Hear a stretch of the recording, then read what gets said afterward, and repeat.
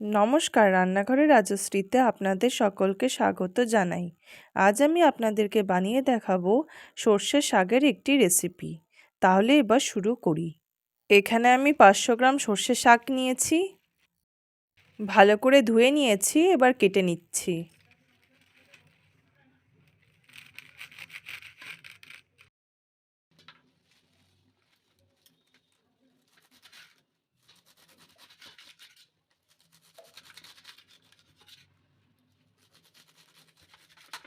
এবার কাটা শাকগুলোকে আমি প্রেসার কুকারে সেদ্ধ করে নেব।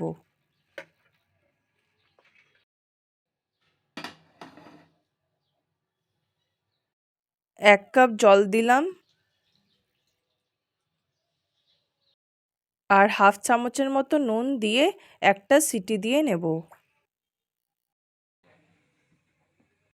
একটা সিটি দিয়ে প্রেসার কুকারটা খুলে নিলাম। এবার একটা হাতা দিয়ে অল্প ঘেটে নিচ্ছি। এবার হাফ চামচ আদা কুচি আর 1 চামচ রসুন কুচি দিয়ে দিলাম।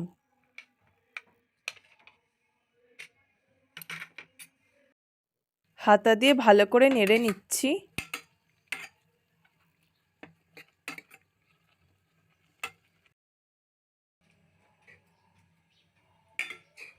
এবার প্রেসার কুকারের ঢাকনাটা না লাগিয়ে অল্প ফাঁকা করে রেখে দিলাম। কিছুক্ষণ পর ঢাকনাটা তুলে নিলাম। শাকটা প্রায় সেদ্ধ হয়ে এসেছে।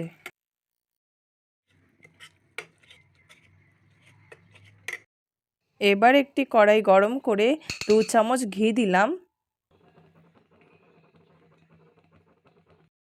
কিছুটা রসুন কুচি দিয়ে দিলাম। রসুনটা অল্প ভেজে নেওয়ার পর একটা পেঁয়াজ কুচি দিয়ে দেব। পেঁয়াজটা হালকা লাল করে ভেজে নেব।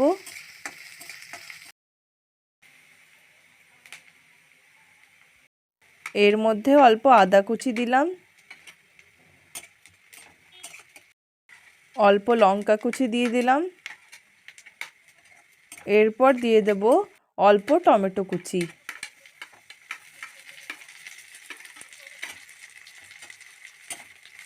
সবগুলো ভালো করে ভেজে নিচ্ছি।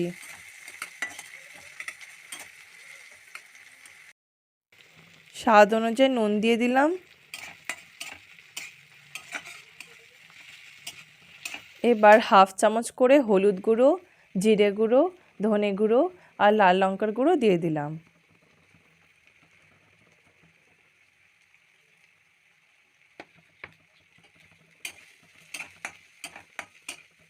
এবার সেদ্ধ করে রাখা শাকটা দিয়ে দিলাম।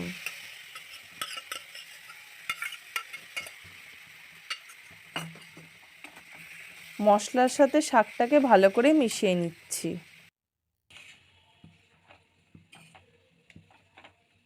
এর মধ্যে 1 কাপ গরম জল দিয়ে দিলাম।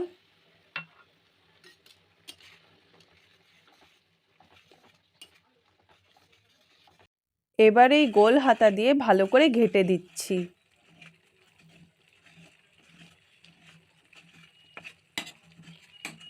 একটি বাটিতে 2 চামচ আটা নিলাম। অল্প অল্প জল দিয়ে একটা ভালো ব্যাটার তৈরি করে নেব। এবার এই ব্যাটারটা শাকের মধ্যে ঢেলে দেব। ব্যাটারটা শাকের সাথে ভালো করে মিশিয়ে নিচ্ছি। ব্যাটারটা দিলে শাকের মধ্যে মোলায়েম ভাবটা আসবে। এবার ফ্রাইং প্যানে 1 চামচ বাটার দিয়ে দিলাম। এবার 2টো শুকনো লঙ্কা আর অল্প রসুনের কোয়া দিয়ে দিলাম। অল্প ভেজে নেওয়ার পর হাফ চামচেরও কম হিং দিয়ে দেব।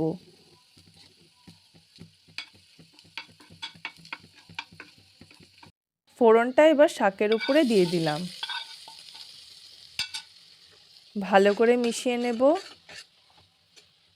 হয়ে গেছে, এবার একটি বাটিতে ঢেলে নেব।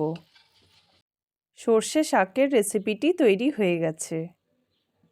আমার এই রেসিপিটি ভালো লাগলে তাহলে প্লিজ লাইক আর সাবস্ক্রাইব করে দিয়েন।